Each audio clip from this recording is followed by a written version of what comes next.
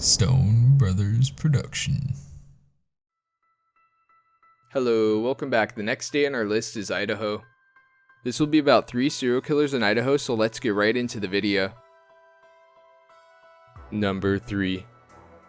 Lyda Ambrose. Ambrose was born in Missouri in 1891. Little is known of her early life until 1917 when she killed her first fiancé in Keatsville, Missouri. The man died from stomach pains and Ambrose took out life insurance policy worth $2,500 in the name of his future bride.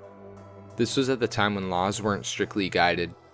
Next, his brother was in her sights and she married him a few days after his brother's death. Within 3 months, he died too from stomach problems after taking out $2,500 life insurance policy on him as well. After this, Ambrose flew under the radar and quickly moved to Twins Falls, Idaho. In the area, she got involved with the owner of a restaurant where she worked for as a waitress. She married him on June 10, 1919, and soon after he died from stomach ulcers. She was not able to collect his life insurance due to him forgetting to sign his life insurance documents. Soon she was on to victim number 4, whom she killed 3 months after they exchanged wedding vows. He had a lot more money than the rest of the other men and she received $10,000 off his untimely death. She didn't just sit around and she just moved on to her next husband, which was number 5 at this point. She killed him the same way by poisoning him a month after their marriage. She collected a $12,000 insurance payment that had been signed right after their marriage. By this time, police were catching on and authorities searched her premises. When they searched her place, they found a large amount of old-fashioned arsenic-laced flypaper.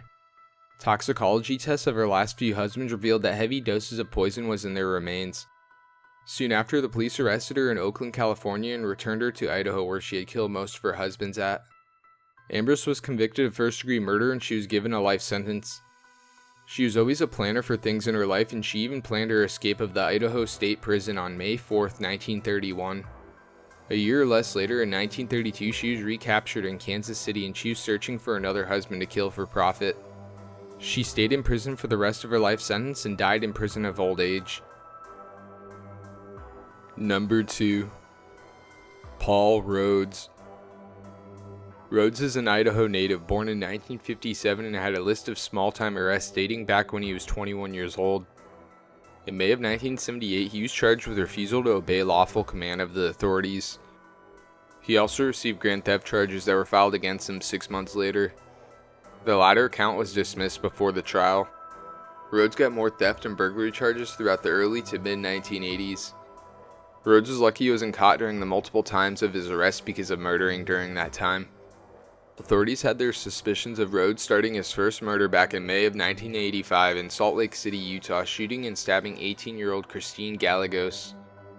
Almost a year later, 20-year-old Carla Maxwell was shot to death in Layton, Utah at a convenience store during a robbery. In May of 1986, Rhoads shot to death 25-year-old Lisa Strong in the Salt Lake City streets.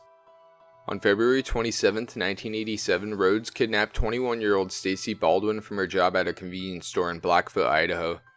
He then shot her 3 times and dumped her body outside the city limits. Authorities found no connection 4 days later when they found the body of 19-year-old college co-ed in Rexburg. She was abducted, robbed, and raped, but the connections would show in time. Soon after, on March 16, 1987, Rhoads fatally wounded 20-year-old Nolan Haddon during a robbery at an Idaho Falls convenience store. He was shot 5 times but was found in time in a walk-in freezer close to death. Haddon died hours later, unfortunately after being taken to an Eastern Idaho Regional Medical Center. 3 days later, a 34-year-old schoolteacher, Susan Michelbacher, disappeared on her route to her classes in Idaho Falls. She was forced to withdraw money from her checking account, driven to a rural location, raped, and shot 9 times to death. Her body was found bullet-ridden outside of town on March 21st. During that time, Rhoads fled the city in his mother's car and the vehicle was reported stolen to the police. On March 25th, he was picked up in Elko, Nevada after a traffic accident that led to the identification of the missing vehicle.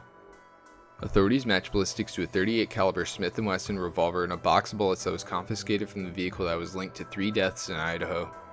Warrants were issued charging Rhoads with murder, kidnapping, robbery, and rape. Rhoads was sentenced to death in Idaho of March of 1988 for multiple murders in Idaho. During his final words, he said to Bert Michelbacher, "I'm sorry for the murder I committed on your wife." Also, Rhoads mentioned for Haddon and Baldwin, "I can't help you." He said, "You have to keep looking and I'm sorry for your family." Rhoads finally said to his mom goodbye. He then turned to the executioner and uttered, "I forgive you, I really do." Paul Rhoads was then executed by lethal injection in Idaho on November 18, 2011. Number 1. Joseph Duncan III. Duncan had a long criminal history before the murders, being a violent sexual predator. He had committed his first sex crime back in 1978 in his hometown of Tacoma, Washington, when he was only 15 years old. During his first incident, he raped a 9-year-old boy at gunpoint. A year after that crime, he was arrested for driving a stolen car. Duncan was sentenced as juvenile and he was sent to Dislin's Boys Ranch in Tacoma. He told his therapist there that he tied up and raped 6 boys, according to a report by Associated Press. Later, Duncan admitted to raping an estimate number of 13 younger boys by the time he was 16 years old. In 1980, by the age of 16 or 17 years old, he stole many guns from a neighbor. Then he abducted a 14-year-old boy and sodomized him at gunpoint. Duncan received 20 years in prison for that crime, but was out on parole in 1994 after only serving 14 years. During his parole, he moved to several places in the Seattle area. Duncan was arrested in Kansas for violating his parole and sent back to prison in 1997. He was released from prison on July 3, 2000 for good behavior and moved to Fargo, North Dakota. In March of 2005, Duncan was charged with molesting 2 boys at a playground in Detroit Lakes, Minnesota back in July 3, 2004. On April 5, 2005, he had bail set at $15,000 by a Becker County judge. A Fargo businessman who was an acquaintance with Duncan helped him post bail, but he skipped bail and disappeared. On May 16, 2005, police discovered the bodies of Brenda Groney, age 40, her boyfriend Mark McKenzie, age 37, and her son Slade Groney, age 13, at their home along Lake Coeur d'Alene. Brenda's 2 other children, Dylan, age 9, and Shasta, age 8, were missing while authorities were investigating the scene. An Amber Alert was soon issued after they couldn't find the children at the scene or near it. Autopsies revealed that the cause of death was blunt trauma to the head, and authorities mentioned the victims were bound. On June 1, 2005, a federal warrant was out for his arrest for unlawful flight to avoid prosecution. 7 weeks after the triple murder, in the early morning hours of July 2, 2005, Shasta Groney was seen at a Denny's restaurant in Coeur d'Alene in the company of a man they didn't know at the time. A waitress, manager, and 2 customers at the restaurant recognized Shasta from the TV media reports. They called the authorities and blocked the exits so it prevented the unknown man, at the time being Duncan, from leaving the restaurant. Authorities arrested him soon after and identified the man being Duncan.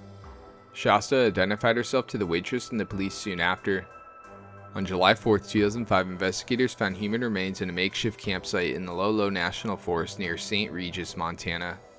When the remains were sent to the FBI lab in Quantico, Virginia, DNA evidence identified Shasta's brother Dylan Groney, who went missing after the triple murder.